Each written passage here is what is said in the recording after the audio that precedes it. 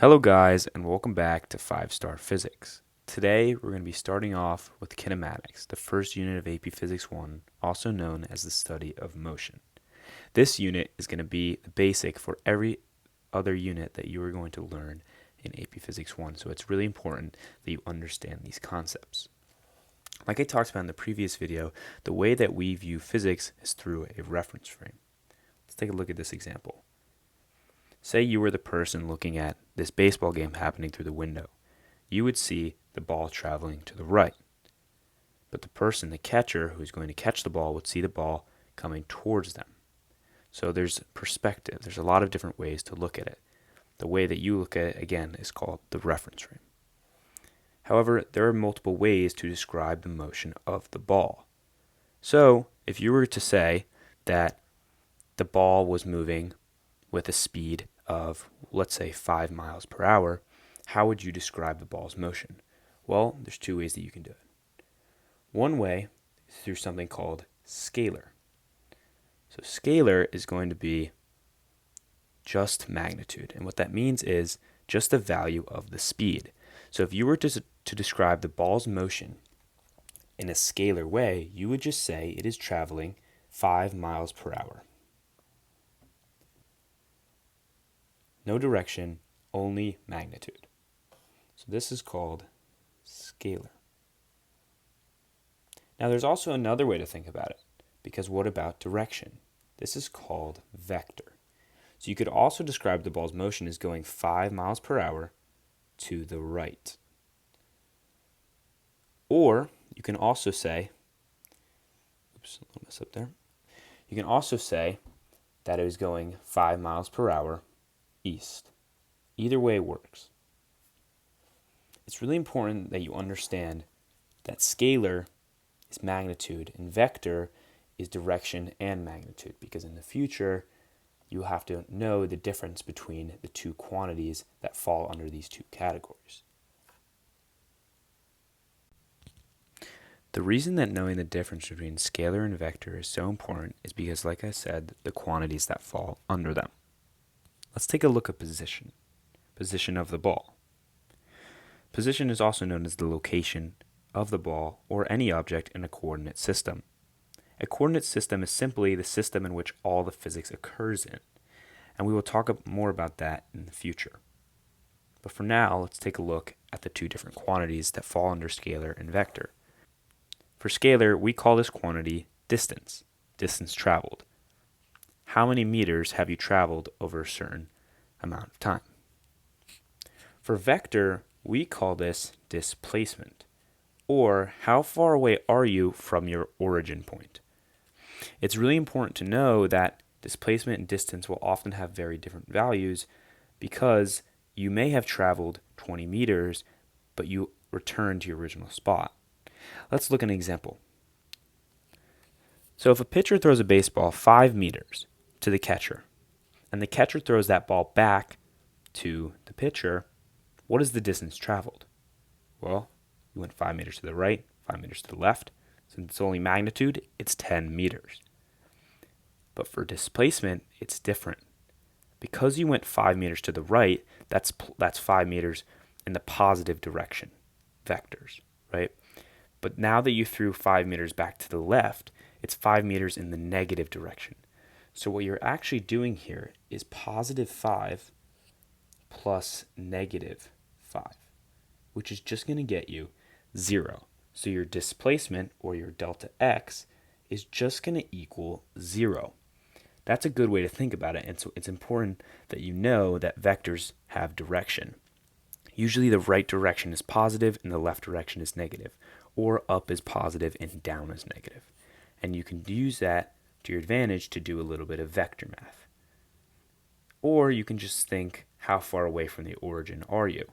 Well, in this case, the baseball came back where it was thrown, the pitcher's mitt. So it has 0 meters traveled from the origin. It's also important that you understand what delta means. This symbol right here. So, like I said before, you're adding the positive and you're adding the negative. But there's another way to think about it, and that's using delta. Delta means final minus initial. So in this case, delta x means the final position minus the initial position. If the final position was at 0 meters, or think of it like a coordinate system, at 0, 0, and now you're subtracting that also by 0 because you returned back to 0, 0, then your initial is 0 and your final is 0. So then simply you plug in your values and it's just 0 minus 0, which is 0. That's a really important way to think about it because in the future you will have to use this to your advantage with equations.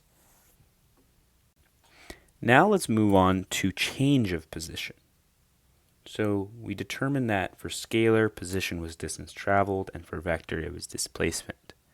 But now let's also talk about how the object is moving. In terms of scalar quantities, it's going to be moving with something called speed, which is simply magnitude. A lot of people get mixed up and say, oh, your speed is going to be 100 miles per hour going north on the highway. That's not true. Your speed is only 100 miles per hour because it's only talking about magnitude. Vector talks about velocity, and velocity is what's also talking about direction. For velocity is when you would say you're traveling 100 miles per hour north, 100 miles per hour west. Velocity is what includes direction. So think of velocity as speed plus direction. Let's look at an example here. If the pitcher throws the baseball 5 miles per hour, his speed, the ball's speed, is 5 miles per hour. Simple. The ball's velocity is positive 5 miles per hour, or 5 miles per hour in the right direction, the positive direction. Now it's also important to note how position and rate of change of position relate. And we're going to look at this with averages. And this is really important to know. So, for average speed, it's going to equal the distance traveled over your time. Don't worry about the delta for time, just think of it as regular time. So, average speed is equal to distance traveled over time. Simple, right? That is scalar. It includes all scalar quantities, speed and distance traveled. But you will use less of that and more of the second one, this one here, which is average velocity. Average velocity equals displacement over time. So your final position minus your initial position in how much time it took for you to go from your final to your initial. And that's going to get you your speed. It's really important for you to know this because when graphing, it's going to help you to find slope and area and the quantities that align with those two. But it's also very important to note that average velocity and average speed cannot always be used to be computed. A lot of people will say in a problem, they'll be given position, they'll be given time, they'll be given other things, and so they'll use this equation. This equation is only solving for the average. It is not solving if the question is asking for your final or your initial or your instantaneous velocity, which is your velocity at one point. It's asking for your average velocity. That is all that this equation is going to tell you. So do not mix it up and do not use it when it's not applicable. The way to visualize this average velocity is simple, or just velocity in general over a time period, is to look at what we call a dot diagram, which is what you see below. And now it may look confusing, but trust me, it'll all make sense in a second. So with a dot diagram, there's different representations. Each time a dot goes down, it represents 1 second that has passed in between each dot. So time is constant, which is why in this equation here, time doesn't matter as much because really all it is just constant time. So that delta in the time is really not important. Just think of time as how much time has passed. Simple, right? So for every 1 second, the gap in between these dots represents your displacement. So how far is this dot from your origin point? This is going to be your origin point here. And at this time, t equals 0. and it's going to continue to increase in increments of 1 second as the dot diagram continues. So, in this case, all the dots are equally spaced. I want you to take a guess at what the velocity is going to be. Is it going to be increasing, decreasing, or constant? And think about this equation here because it's important and it's going to help you.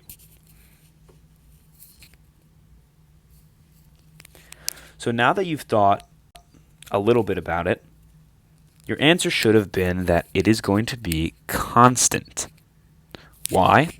Well, we already know that time is constant in the denominator, right? Happening every 1 second.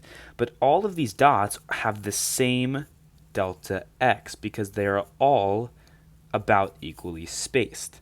So if they're all about equally spaced and this is constant and this is constant, then your average velocity is also going to be constant. So your velocity is constant. It's not increasing and it's not decreasing. It's staying the same because delta x and t are the same.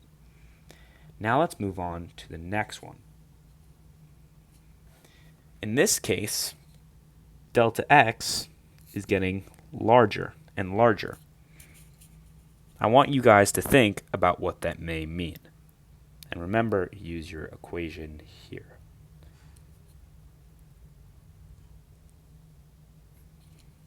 So now that you've thought about it, your answer should have been that velocity is increasing. Well, why? Because your numerator, your delta x, is getting larger and larger and larger. And the larger your numerator gets, the greater your velocity gets. So if it starts here with a delta x of, let's say, 5, and now over here it's at 20, your average velocity is going to be much greater than it was at 5 because now it's at 20. Let's take a look at one more example, which is this one down here. This one should be pretty simple because the delta x is going from large to really small. So I want you to just think about that for a second. And I think it's pretty obvious that this one is decreasing. So it's going to be decreasing because your delta x is getting smaller and smaller and smaller. If it starts at 20 here and now it's 5 here, your numerator, your delta x, is much smaller. So your average velocity is also just going to be much smaller. So dot diagrams are just a visual representation of average velocity, and it's a great way to relate your equation to a way to really look at it, because some people, it's very hard for you to look at an equation and say, oh, these two things are proportional. As this one increases, this one increases. So the dot diagram can be very helpful in showing you how average velocity is changing over time. So there are a few important things that I really want you to take away from this video. The first thing is the difference between scalar and vector. Scalar, again, it's magnitude. It's just how much is there. What is its value? It includes distance traveled and speed. And then I also want you to know about vectors, which is direction and magnitude. This includes velocity as well as delta x. What I really want you to know is that vector is going to be your main focus in physics. Things like velocity and displacement are going to be really important in the future. Speed, distance, scalar, they may come up, but what AP Physics 1 really focuses on is directional changes and magnitude. I also want you to take away a couple things about averages and about, Greek letter delta. So I really want you to know that the Greek letter delta just means final minus initial. You may see this in the future. You're going to see it in kinematic equations, and all that it means is that delta is just final minus initial, final position minus initial position, final velocity minus initial velocity. And what's really important about this is that the delta allows for you to split up the velocity. Say, for example, a problem is asking you to solve for final velocity. Without the delta, there would be no way to solve for that. So the delta allows for you to separate velocity into final and initial and solve for each individual one. Also, I really want you to know that average velocity equals displacement over time. Only average velocity means this. And you will see that in our next video where we talk about graphs, this equation is really important because it's going to represent slope and area, and it's going to help us decipher the different quantities that those graphs mean. One last thing. The last thing that I want to bring up is the thing I mentioned about a system. Now, you already know it's just where all the physics takes place. But what's really important in physics is that you only care about the initial and the final positions. I know that it sounds crazy. What about everything that happens in between? It doesn't matter. If your problem's asking, this happens at the end and what happened at the beginning, everything that happened in between, like an explosion could have happened, anything could have happened, it doesn't matter. All that matters is the state of the final position and the state of the initial position of the problem. And also what's really important and what a lot of people get tripped up on is everything that happens outside of the system. Oh, well, what about if the car was going 100 miles per hour north, what was happening when it was doing 70 miles per hour? That doesn't matter. Anything that's outside the system, anything that's outside the problem, you don't need to worry about it. That's why it's really more simple than you think. Because all it is focusing on the final and the initial parts of a problem and less worrying about all the minuscule details that happen in between and outside of the problem. So what I'm really trying to get across here is you got to think of physics as really simple. If you're doing too much, if you feel like, this problem should not be taking this long, then it really should not be taking this long, and you're just thinking about it too hard. In reality, physics is really simple, and you just need to focus on what it's asking you. Thank you guys for watching, and please tune in to our next video where I'm going to be talking about graphs and kinematic equations.